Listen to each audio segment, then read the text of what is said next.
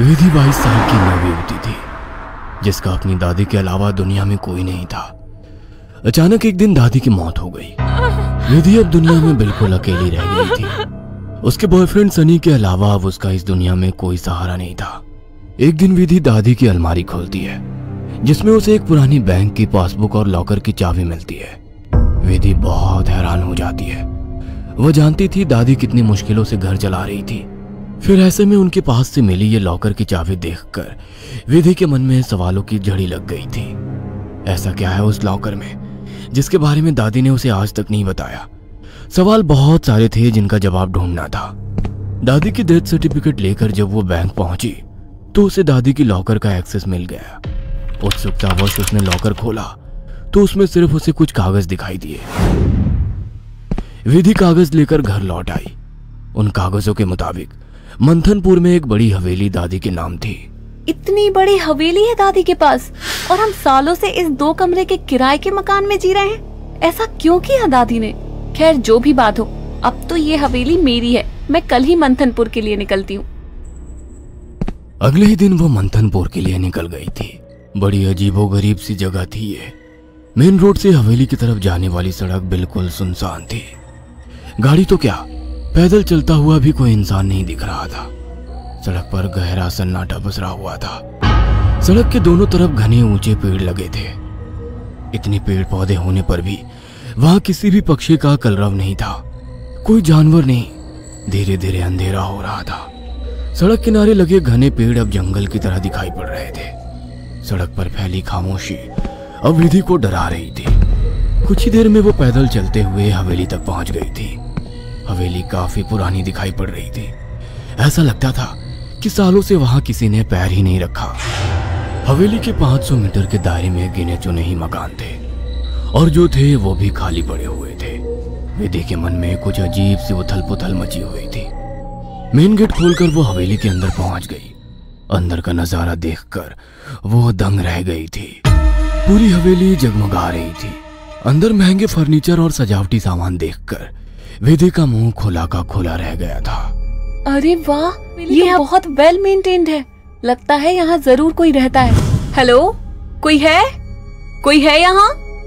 विधि पूरी हवेली में घूमकर वहां रहने वाले व्यक्ति को ढूंढ रही थी। ढूंढते ढूंढते वो हवेली के अंदर आकर देखने लगती है। तभी एक बूढ़ी औरत ना जाने कहां से विधि के सामने आ जाती है। बूढ़ी के चेहरे पर गहरी झुर्रियां थी और कमर झुकी हुई थी। काला लबादा पहने, आधा मुंह पल्लू में छिपाए वो औरत बेहद डरावनी लग रही थी। आउच! डरा दिया आपने। क्यों आई हो यहाँ? लौट जाओ। मैं कहीं नहीं जाने वाली। ये मेरी हवेली है। बाय द वे, आप कौन? यहाँ कोई नहीं रह सकता। शैतान रहता है यहाँ। लौट जाओ। शैतान? Very funny. अच्छा, तो हवेली हड़पने के लिए ये स्टोरी बनाई है आपने? विधि कुछ कहने वाली होती है तभी वो देखती है कि बूढ़ी औरत हवेली की ओर देखकर कुछ सकपक आ गई है और अपना चेहरा ढकते हुए वो अचानक ही अंधेरे में कहीं गायब हो जाती है। बड़ी अजीब औरत थी। कुछ स्ट्रेंज ही जगह है। विधि हवेली के अंदर आ जाती है और अपना फोन निकालकर सनी को कॉल लगाती है। हेलो सनी, तुम विश्वास नहीं करोगे, ये हवेली तो हमारी सोच से भी ज्यादा खूबसूरत है। तुम बस जल्दी यहाँ आ जाओ। हाँ, मैं आज रात को ही निकलता हूँ। सुबह मिलते हैं। बाय। सुबह सनी भी हवेली पहुँच गया था। अरे यार, कहाँ फंसा दिया विधि ने। अंदर जाने तक का रास्ता नहीं है। हर तरफ झाड़ियाँ, पेड़ पौधे। ऊपर से मुझे कहा कि मेरी सोच से भी ज्यादा खूबसूरत है हवेली। हवेली माय फुट। सनी बड़बड़ाता हुआ मेन गेट से अंदर जा रहा था। बाहर का कंपाउंड क्रॉस करने के बाद अब वो दरवाजे के सामने था। उसके नॉक करने से पहले ही दरवाजा खुद ब खुद खुल गया। सनी हैरान रह गया था। अंदर पहुंचकर उसने देखा हॉल में कोई भी नहीं है। विधि को पुकारते हुए वो अंदर बेडरूम की ओर बढ़ गया। बेडरूम के अंदर का नजारा देखकर सनी ने दांतों तले उंगलियां दबा ली। विधि अंदर बेड पर बैठी हुई थी। उसके लंबे बाल खुले हुए थे और उसके चेहरे को ढके हुए थे। बालों के बीच से उसकी लाल खून आंखें दिखाई पड़ रही थी। दोनों हाथ और पैरों की मदद से वो बेड पर ऐसे बैठी हुई थी मानो कोई जानवर हो। उसकी खूबसूरती गुलाबी त्वचा जगह जगह से कटी थी और सफेद पड़ गई थी। विधि को देखकर सनी जोर से चिल्लाया, विधि, ये क्या हो गया तुम्हें? सनी की बात सुनकर विधि ने डरावने अंदाज में गर्दन टेढ़ी की। अब उसके चेहरे पर से वह भयानक आवाज के साथ हंसने लगी। उसके मुंह से किसी जानवर की तरह लार गिर रही थी। अचानक ही वह पूरी ताकत से चिल्लाई। विधि के बाल हवा में उड़ रहे थे और चेहरा चीखते हुए और भी भयानक होता जा रहा था। काले दांत और सफेद पड़ चुकी आंखें आकार में बड़ी होती जा रही थी। सनी के अंदर और देख पाने की ताकत नहीं बची थी। अपनी पूरी ताकत लगाकर वो कमरे से बाहर की तरफ भागा।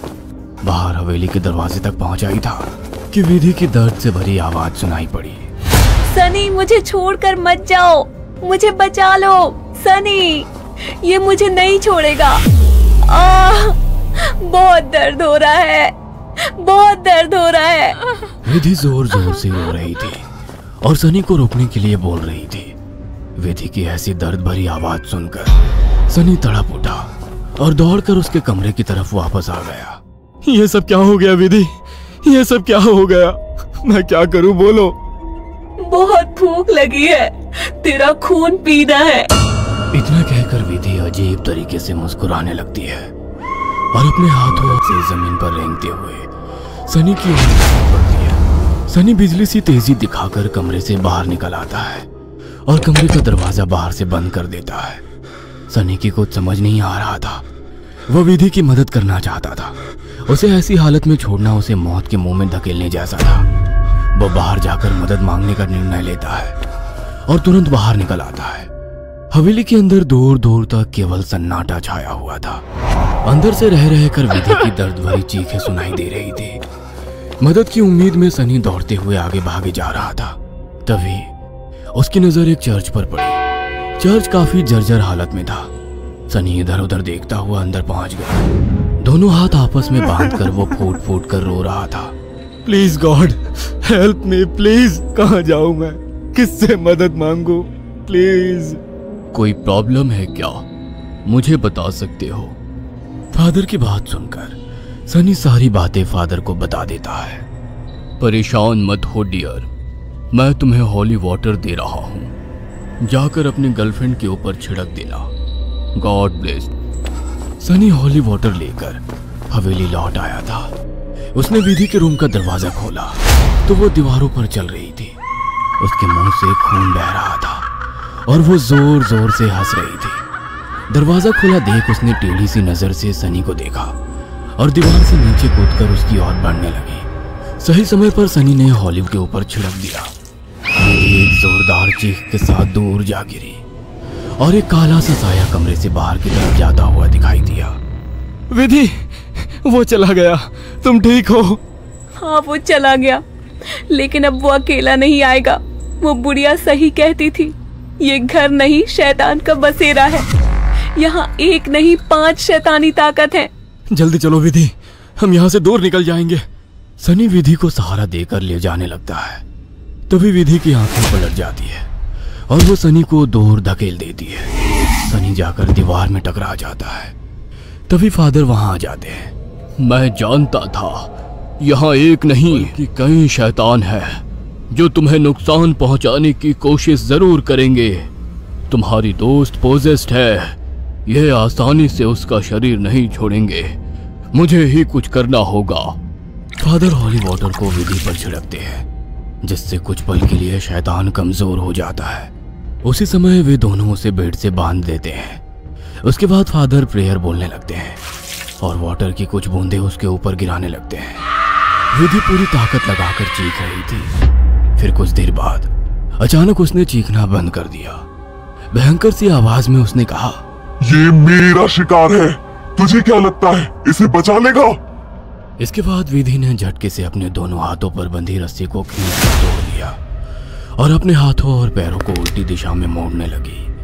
कट कट की आवाज के साथ उसकी हड्डियों के टूटने की आवाज आ रही थी। विधि की दिल को चीरती चीखों को सुनकर सनी की आंखों से भी आंसू बह रहे थे। फादर ने वाटर छिड़कते हुए विधि के चारों ओर एक गोला बना दिया। अब वो उस गोले से बाहर नहीं आ पा रही थी। फादर लगातार प्रेयर कर रहे थे। अचानक कड़ाक की आवाज आई और विधि की गर्दन पीछे की तरफ घूम गई। विधि का शरीर निढाल होकर जमीन पर गिर गया। विधि विधि चिल्ला रहा था। फादर के लिए इस समय सनी की जान बचाना जरूरी था, इसलिए वे उसे घसीटते हुए हवेली से बाहर ले आए और दरवाजे पर वाटर छिड़क कर वहां से बाहर आ गए। सनी अभी भी जमीन पर सिर टिकाकर फूट फूट कर रो रहा था और फादर की आंखों में विधि को ना बचा पाने की तकलीफ साफ दिखाई दे रही थी। अगर आपको हमारी ये कहानी पसंद आई हो तो इसे लाइक और शेयर करना ना भूलें। साथ ही ऐसी और नई कहानियों के अपडेट्स पाने के लिए हमारे चैनल अक्षु टीवी को जरूर सब्सक्राइब करें।